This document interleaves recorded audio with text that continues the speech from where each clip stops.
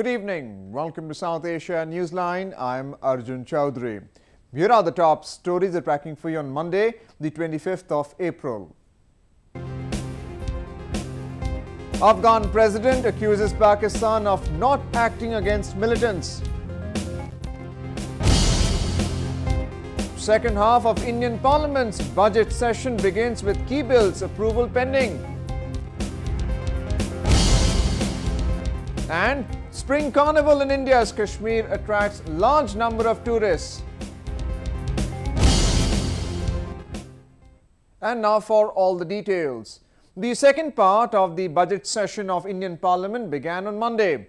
Key bills like the Goods and Services Tax or GST bill and Bankruptcy bill is likely to be the focus in the session. The budget session of the Indian Parliament resumed on Monday, with government looking forward to pass 13 bills in the lower house or Lok Sabha and 11 bills in upper house or Rajya Sabha. Prime Minister Narendra Modi hoped that all political parties would help in smooth functioning of the house in the second half of the budget session. सभी दलों ने मिलकर के संसद को बहुत ही सुचारू ढंग से चलाने का प्रयास किया और काफी महत्वपूर्ण फैसले भी हुए और उसका आनंद सभी दलों के सांसदों के चेहरे पर महसूस हो रहा था। इस बार भी उसी उमंग उत्साह के साथ लोकतंत्र की स्वस्थ परंपराओं के साथ मुक्त चर्चा करते हुए सत्र को आगे बढ़ाएंगे और अच्छे फैसले करेंगे, ये मेरा विश्वास है। After the near washout of the two sessions last year, the government is looking ahead to the second half of the budget session to push bills, including the key Goods and Services Tax bill, touted as the biggest tax reform in India. Severe drought in various parts of the country is also likely to dominate discussions in the House in the current session that will go on till May 13th. Afghan President Ashraf Ghani on Monday came down heavily on Pakistan for not acting against militants operating from its soil. He also said that Afghanistan will no longer seek Islamabad's help for forging peace process with Taliban insurgents.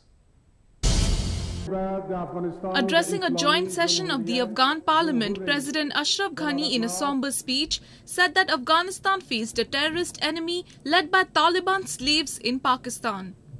He said that Taliban leaders sheltering in western Pakistan were slaves and enemies of Afghanistan who shed the blood of their countrymen and called upon the government in Islamabad to responsibly act against these militants.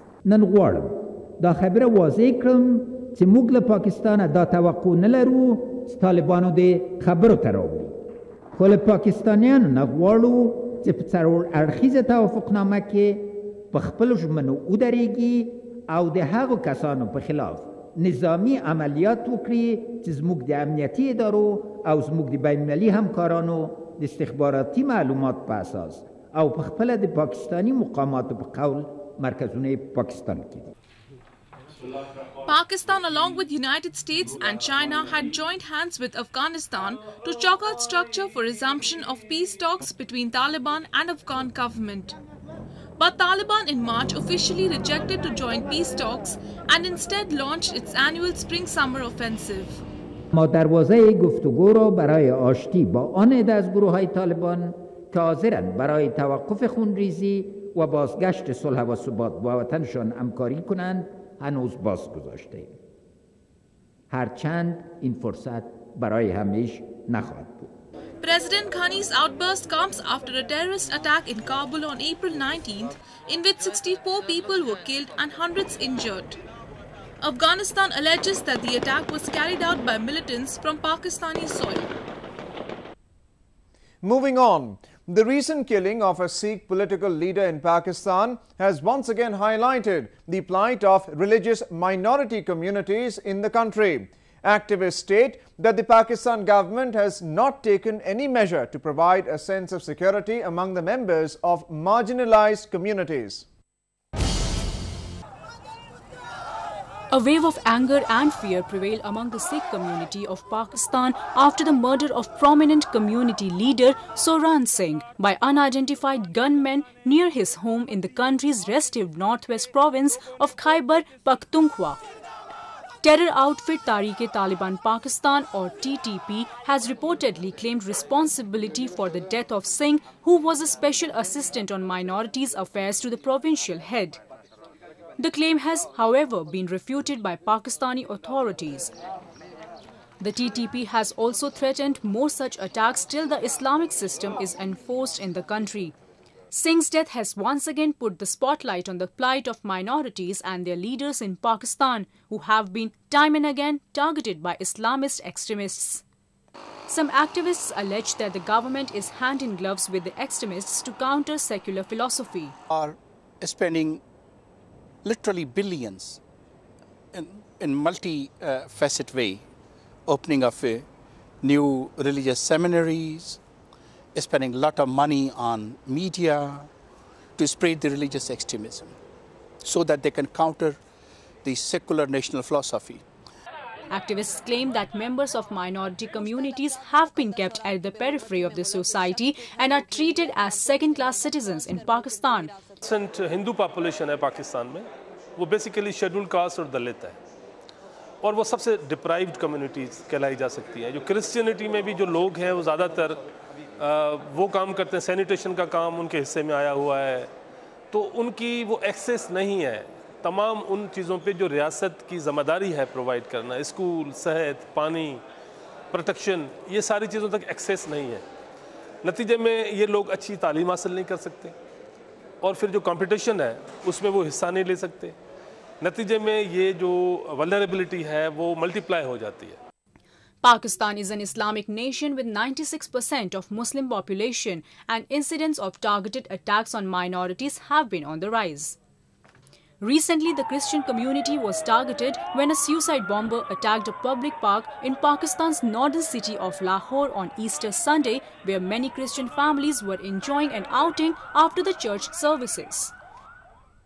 Bangladeshi police have detained a university student as a suspect for interrogation in connection with the killing of a university professor. The slain professor, 58-year-old Rizal Karim Siddiqui, taught English at Rajshahi University. He was waiting for a bus to take him to campus on Saturday when 2 to 3 assailants on a motorcycle attacked him from behind, police said. Siddiqui, whom students described as an inoffensive man who loved music and art, was not involved in any activism. Islamic State has claimed responsibility for the killing of the professor. The method used by the assailants was similar to recent attacks on secular and atheist bloggers around the country. However, it is unclear whether the attack is related to those on liberal thinkers in recent times. Moving on to news from Nepal.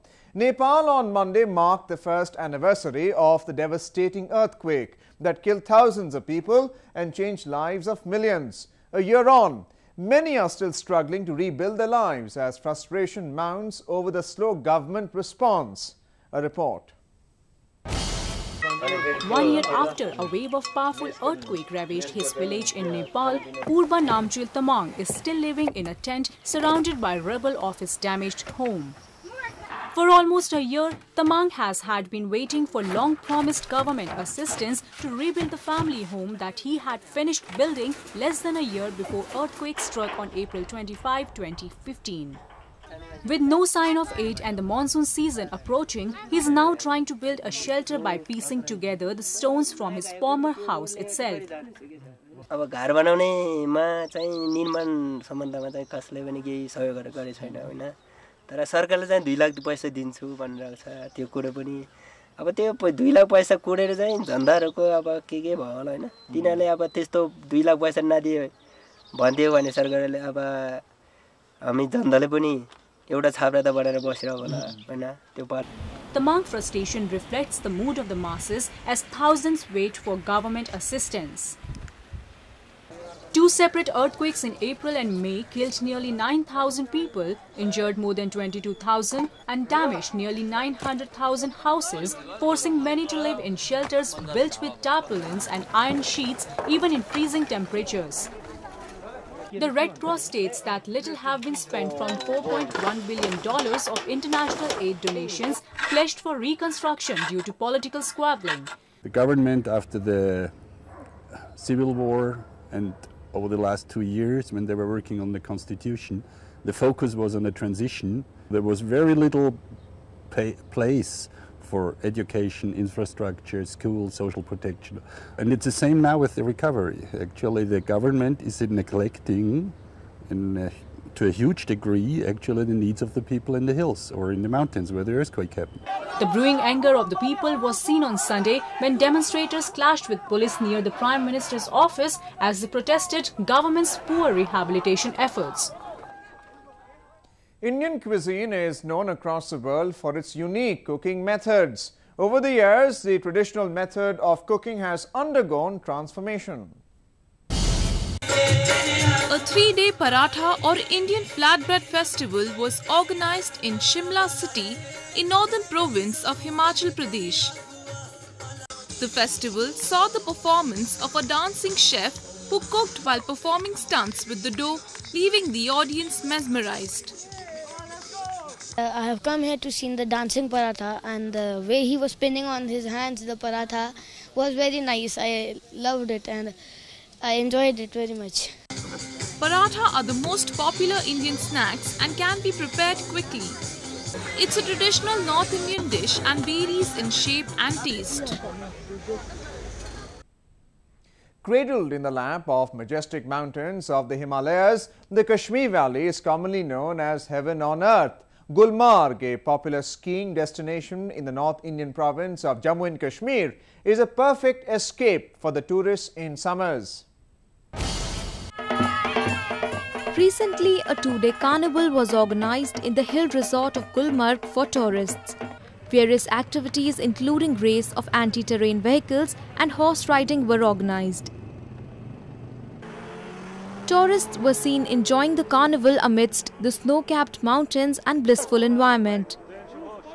और यहाँ आप देखिए इतना खुशी का माहौल है, बर्फबारी हो रही है माशाल्लाह. We are really in heaven at the moment माशाल्लाह. जन्नत में हैं हम लोग यहाँ. Please मतलब किसी भी तरह कुछ कहते हैं ना वो जुगाड़ किसी भी तरह कीजिए और अपने आप पे एहसान कीजिए, निकलिए. Please come to Jammu and Kashmir and please come to Gulmarg and enjoy this ambience. If you want to enjoy life, if you want to see the beauty on this planet.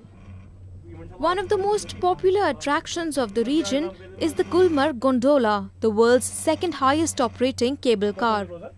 The mountain resort is also famous for the highest green golf course in the world. इस time देखिए आप देख रहे हैं कि बर्फ़ हो रही है. मुल्क के मुख्तलिफ हिस्सों में बड़ी शदीद गर्मी पड़ रही है और इस समय बड़ी अमवातें हुई हैं. हम ये दिखाना चाहते हैं इस फेस्टिवल के हवाले से, ये दिखाना चाहते हैं मुल्क भर में कि जो है यहाँ का मौसम कितना दिल फरेब है और कितना पुरकशिश है.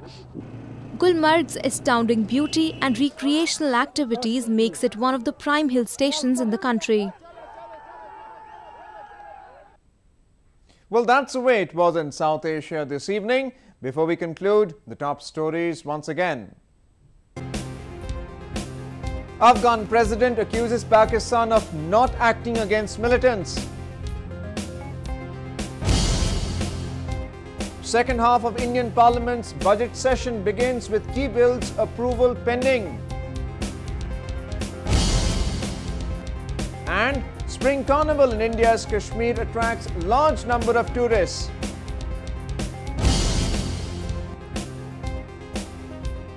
Now our viewers can watch the show on SouthAsiaNewsline.com. You can also visit us on Facebook.com/SAsiaNewsline and follow us on Twitter @SAsiaNewsline. That's all in tonight's edition. We'll do same time tomorrow. Good night.